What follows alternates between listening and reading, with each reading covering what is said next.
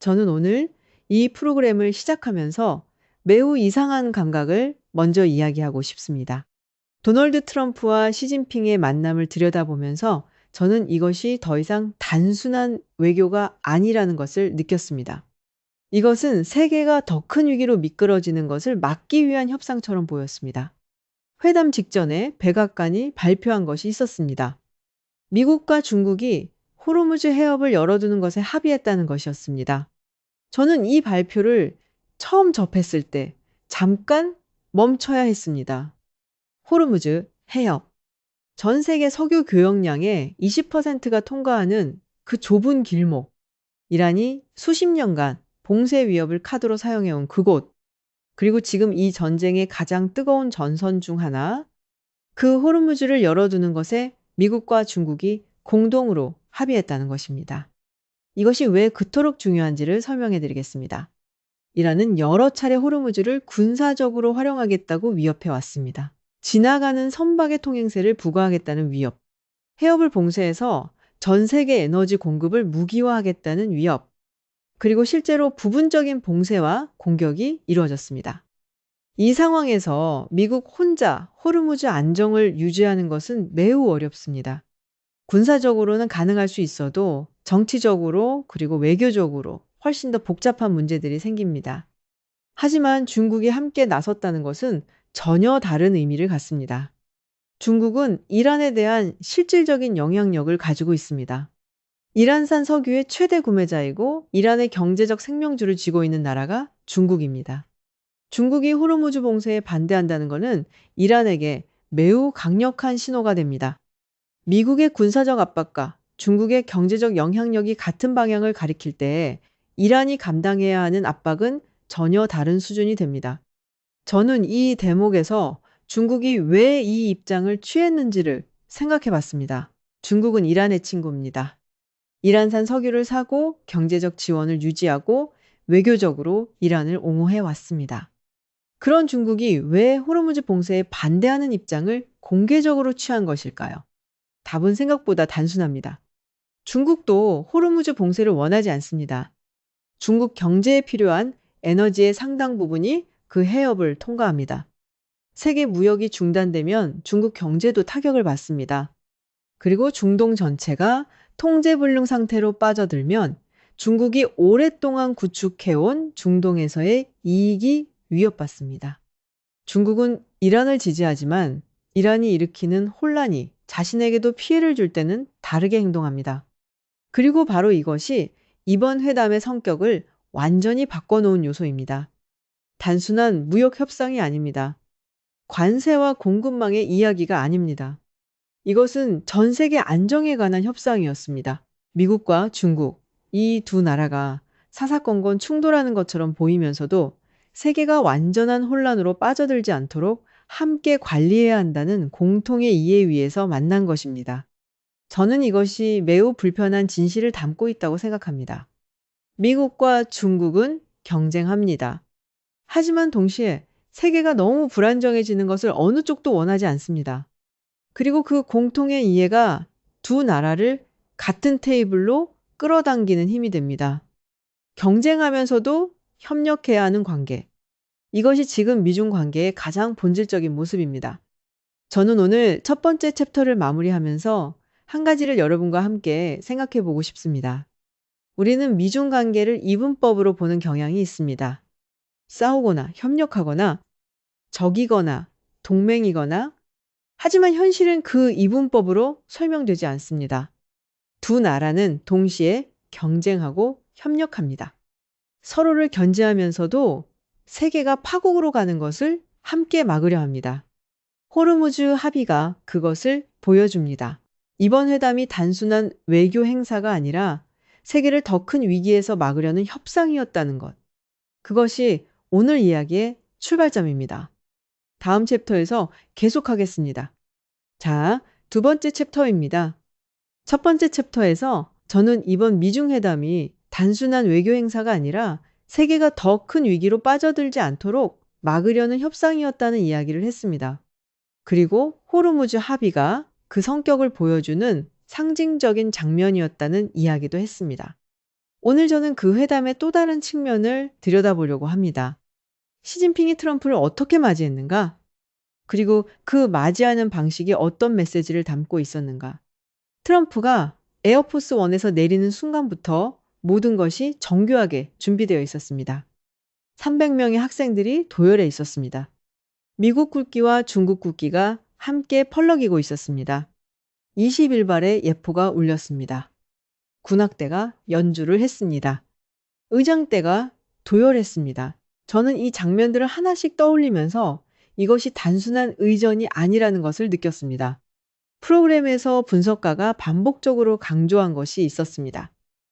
이것은 트럼프가 극도로 좋아하는 종류의 환영의식입니다. 트럼프라는 인물을 생각해 보십시오. 그는 화려한 것을 좋아합니다. 규모가 큰 것을 좋아합니다. 자신이 대접받고 있다는 것을 느끼게 해주는 것을 좋아합니다. 그리고 그것을 전 세계에 보여주는 것을 좋아합니다. 시진핑은 그것을 정확하게 알고 있었습니다. 300명의 학생들, 예포 21발, 의장대. 이것들은 트럼프에게 하나의 메시지를 보내는 것이었습니다. 당신은 황제처럼 환영받고 있다. 중국은 당신을 그 수준으로 예우하고 있다. 트럼프에게 이런 대접은 단순한 기분 좋음이 아닙니다. 그것은 협상에서 심리적으로 유리한 위치에 서게 만드는 요소가 됩니다. 잘 대접받은 사람은 더 유연해지는 경향이 있습니다. 시진핑은 외교의 무기로 환대를 사용했습니다. 하지만 이 환대가 트럼프만을 향한 것이 아니었습니다. 분석가가 지적한 더 깊은 층위가 있었습니다. 중국은 이 환영 의식을 통해 전 세계에 하나의 메시지를 보내고 있었습니다. 베이징은 이제 미국 대통령을 대등한 황제로서 맞이할 수 있는 위상을 가진 나라가 됐다. 이것이 왜 중요한지를 설명해 드리겠습니다. 과거에 미국 대통령이 중국을 방문하면 그것은 미국이 중국에게 무언가를 가르쳐 주거나 요구하러 온다는 이미지가 있었습니다. 강한 나라가 약한 나라를 방문하는 구도? 하지만 이번에 시진핑이 준비한 의전은 그 구도를 뒤집으려는 시도였습니다. 미국 대통령이 중국을 방문했을 때 마치 두 제국의 황제가 만나는 것처럼 연출한 것입니다. 천단, 하늘의 사원, 시진핑이 트럼프를 데려간 곳 중 하나가 이 장소였습니다. 천단이 무엇인지 아십니까? 명나라와 청나라의 황제들이 하늘의 제사를 지내던 곳입니다. 풍년을 빌고 천하의 안정을 기원하고 황제의 권위를 하늘로부터 부여받는 의식을 행하던 장소입니다. 이것은 단순한 관광지 방문이 아닙니다. 분석가의 해석이 있었습니다.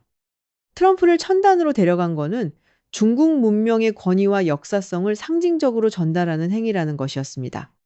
수천 년의 역사를 가진 이 공간에 미국 대통령을 세움으로써 중국이 단순한 경제 대국이 아니라 깊은 문명적 뿌리를 가진 나라라는 것을 각인시키려 했다는 것입니다.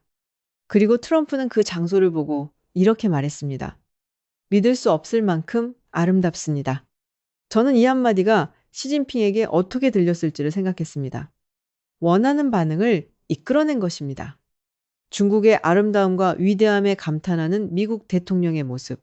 그것이 카메라에 담겼고 전 세계에 퍼졌습니다.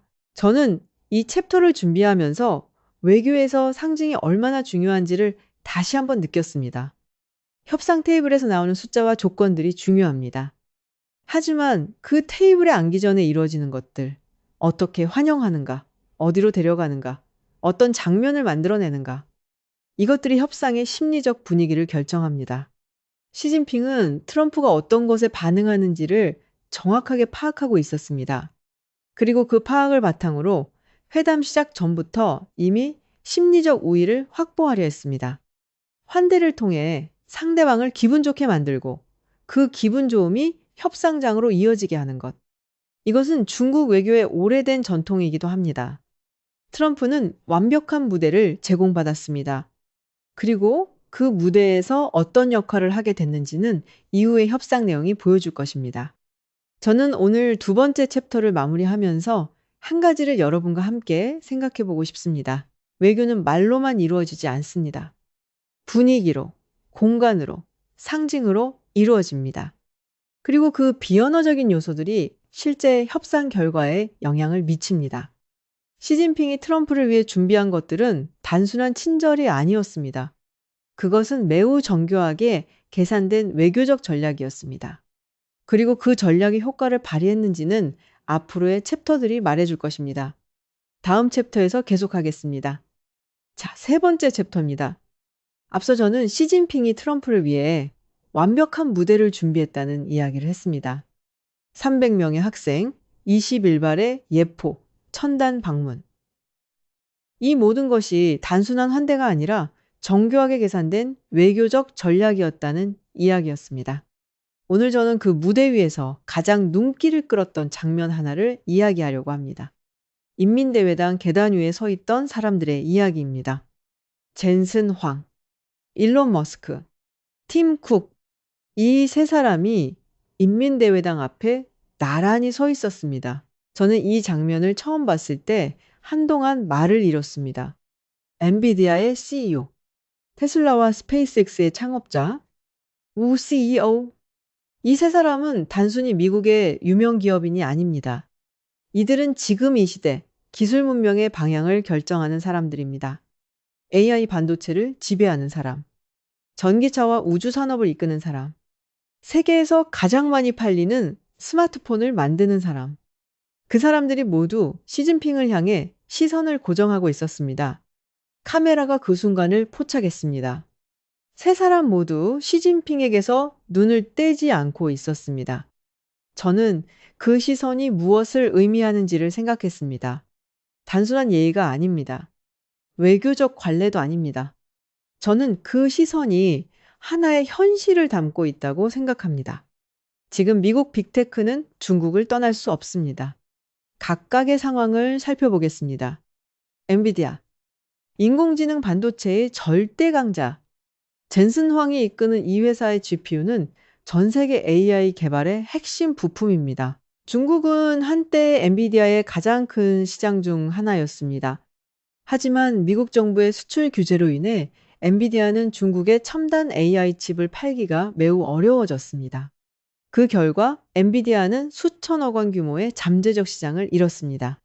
그리고 중국은 그 공백을 자체 기술로 채우기 위해 더 빠르게 움직이기 시작했습니다.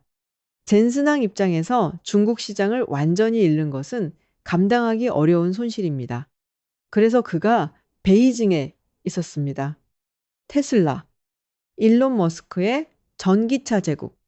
테슬라에게 중국은 단순한 시장이 아닙니다. 상하이 기가팩토리는 테슬라 전체 생산량의 상당 부분을 담당합니다. 중국 없이는 테슬라의 규모 자체가 지금과 달라집니다. 하지만 머스크가 원하는 것은 그것만이 아닙니다. 자율주행, 로보택시. 이것들은 중국 정부의 승인 없이는 중국에서 운영할 수 없습니다. 그 승인을 얻으려면 베이징과의 관계가 좋아야 합니다. 애플, 팀 쿡이 이끄는 세계 최고가의 기업. 애플의 아이폰은 중국에서 조립됩니다. 수백 개의 부품 공급 업체가 중국에 있습니다. 그리고 중국은 애플의 핵심 판매 시장 중 하나입니다. 중국에서 애플이 흔들리면 그것은 즉각적으로 애플의 실적에 반영됩니다.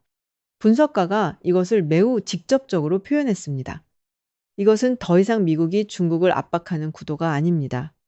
두 나라가 서로에게 의존하고 있는 구도입니다. 저는 이 말이 지금 미중 관계의 가장 불편한 진실을 담고 있다고 생각합니다. 워싱턴은 중국을 견제하려 합니다.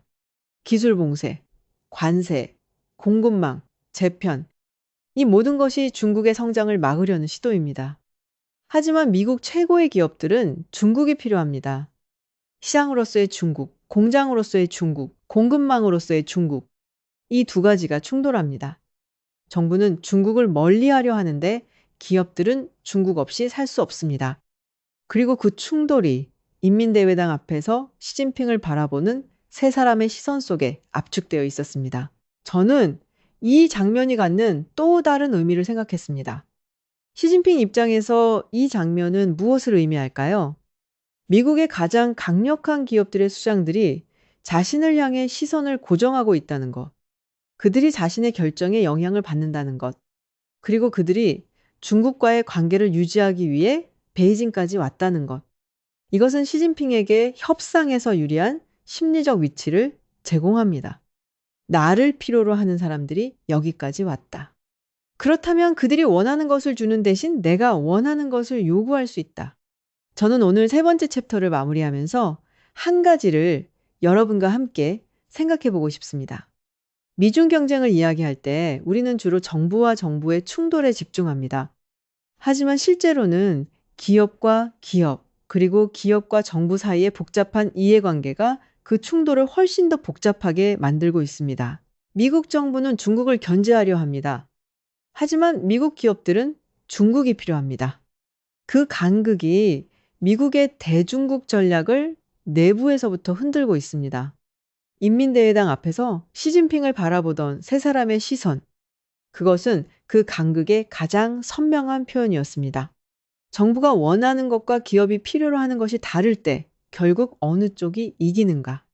그것이 앞으로의 미중 관계를 결정하는 핵심 변수 중 하나입니다. 다음 챕터에서 계속하겠습니다. 자, 네 번째 챕터입니다. 앞서 저는 미국 빅테크의 수장들이 인민대회당 앞에서 시진핑을 향해 시선을 고정하고 있던 장면을 이야기했습니다. 그것이 미국 정부의 의도와 미국 기업들의 필요 사이의 간극을 보여주는 가장 선명한 표현이었다는 이야기였습니다. 오늘 저는 그 회담에서 분위기가 완전히 달라진 순간을 이야기하려고 합니다. 그것은 대만이 테이블 위에 올라왔을 때입니다. 회담 전반부의 분위기를 떠올려 보십시오. 환대, 천단 방문, 빅테크 CEO들의 동행, 호르무즈 합의, 이 모든 것이 만들어낸 분위기는 협력적이었습니다. 두 나라가 함께 문제를 해결하려 한다는 느낌. 긴장보다는 대화의 분위기. 하지만 대만이 등장하는 순간 모든 것이 달라졌습니다. 시진핑은 매우 직접적으로 말했습니다. 대만 문제를 잘못 다루면 미중이 충돌할 수 있습니다. 심지어 군사적 대결로 이어질 수도 있습니다.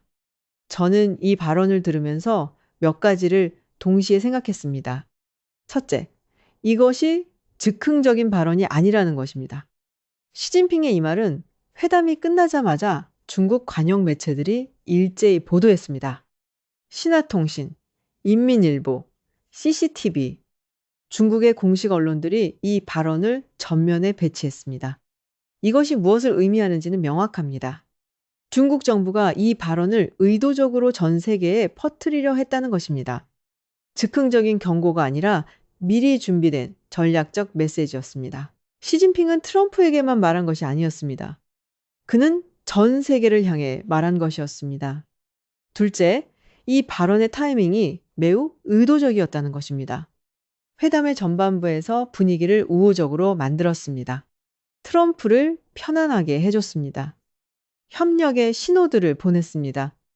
그리고 그 편안한 분위기 속에서 가장 어려운 주제를 꺼냈습니다.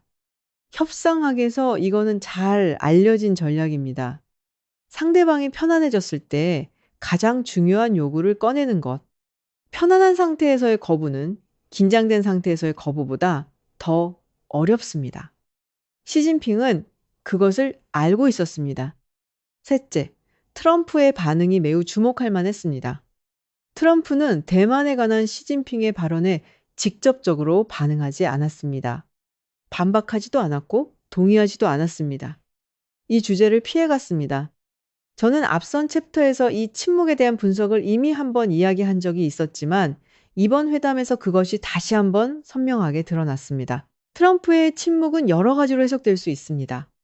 동의하지 않지만 충돌을 원하지 않는다는 것. 아직 입장을 정하지 않았다는 것. 아니면 대만 카드를 나중에 사용하기 위해 아껴두고 있다는 것. 하지만 분명한 것은 그 침묵이 시진핑에게 어느 정도의 공간을 허용했다는 것입니다.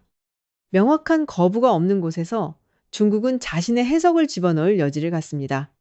저는 이 챕터를 준비하면서 이 순간이 이번 회담 전체에서 가장 중요한 순간이었다는 생각이 들었습니다.